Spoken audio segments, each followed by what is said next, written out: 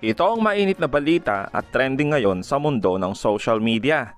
Arnie Teves nakipagkita kay pambansang kamao Manny Pacquiao sa Timor-Leste? Ano nga ba ang tunay na dahilan? Teves malabig boss pa din sa Timor-Leste at napapalibutan ng mga bodyguards. Ang matinding tanong, bakit malaya pa din itong si Teves na para bang walang nangyari sa kabila ng mga aksyon ng DOJ, lalo na si Rimulya? Nasaan na ang malapit ng matimbog si Teves na pangako ni Rimulya sa pamilya Digamo at sa ating kababayan? We're fighting against people who came from positions, money, and the government is running after them. We are not, sinasabi natin dito, ang hustisya para sa lahat. Kung ang salarin ay mataas na tao, malaking tao, mayaman na tao, may posisyon, may katungkulan, wala ho itong bagay sapagkat kung sila po ay lumabag sa batas, uusigin sila ng batas. Hindi tayo papayag. Dalawang kaso yan, Teves at Bantag. Pareho yan, matataas na tao, sila po ay uusigin ng batas. Kaya naman narito ang matinding pagpapaliwanag. Ano ang dahilan ng pagkikita ni Teves at Pacquiao? At ano ang matinding aksyon ni Rimulya sa nasabing usapin? Well, let's find out. Nagkita yung dalawa. Ano kaya ditong reaksyon na naman ni Boying Rimulya? Wala. Walang nagagawa si Boying Rimulya. Ang yabang kasi. Ha?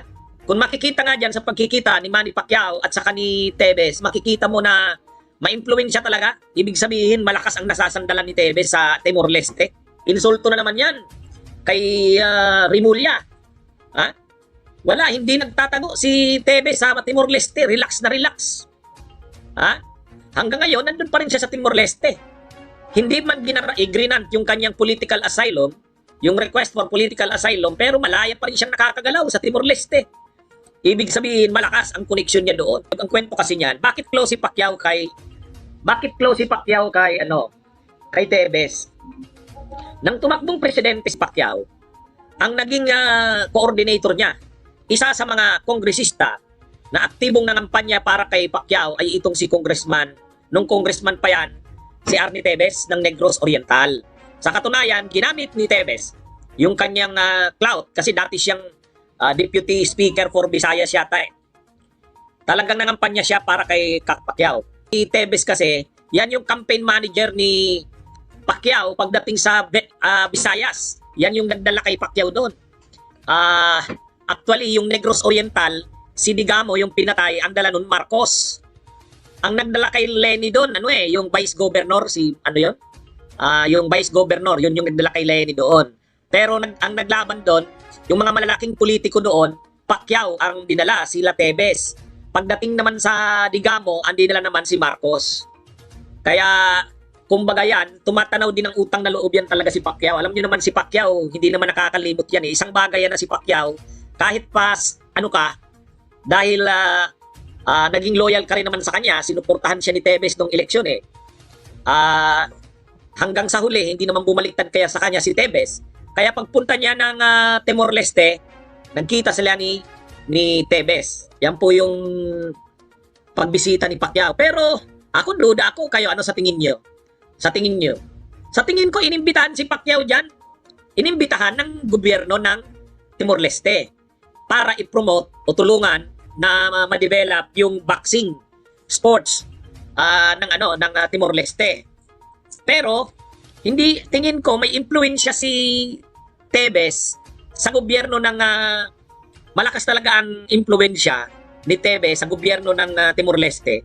Siguro pinaimbitahan si Pacquiao, dinaan lang sa kunwari mag-promote ng boxing. Pero gusto talagang makausap o makita ni Teves si Pacquiao. Si Pacquiao naman, alam niya rin yan na magkikita sila dyan ni Teves.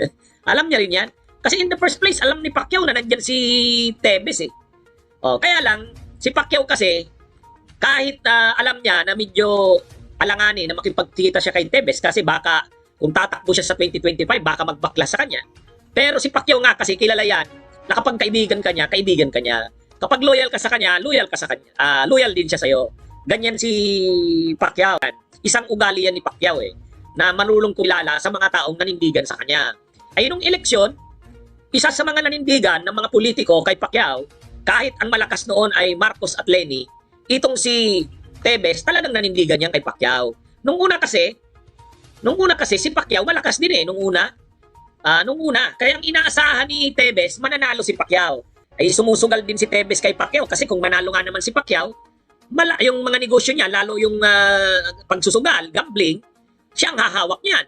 Magiging ma-impluwensya siya, makapangyarihan sa ilalim ni Pacquiao. Ang problema, nagkamali siya ng kaya.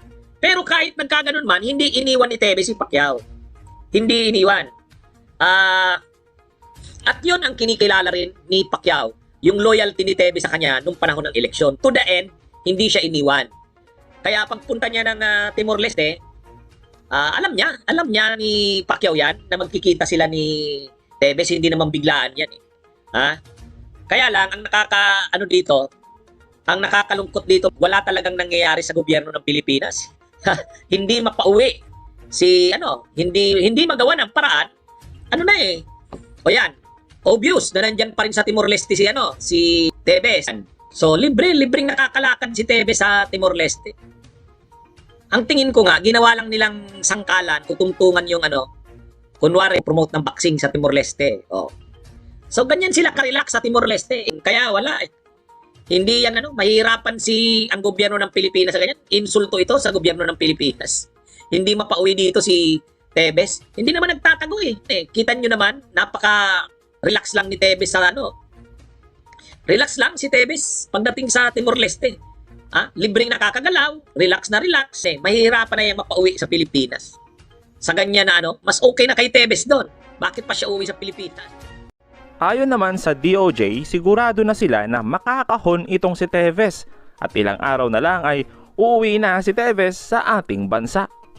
Ito ay isang chance encounter lamang po at hindi naman sinadya na magkita sila doon sa mismong airport. Siya lang ay sinalubong doon sa airport at nagpakita din doon sa mga events na pinuntahan ni former Senator Manny. Even if he's there, there's a warrant of arrest out for him. In a few days, he will be here back in the Philippines to face the charges against him. Marami na kasing high-level talks na nangyari between yung presidente natin, si PBBM, at yung presidente din ng Timor-Leste. Ayon naman mismo sa kampo ni Pacquiao, nagkataon lang ang lahat. Makikita naman sa video kung saan pilit tinataboy itong si Tevez habang si Pacquiao ay nasa loob na ng sasakyan. Matatandaan naman na una nang sinabi ni former Governor Chavit Singson, isang matalik na kaibigan ni Pacquiao, na mag-ingat itong si Pacquiao sa mga taong ginagamit lang siya para sa kanilang pansariling interes, lalo na ang mga politikong sangkot sa matinding kontrobersiya.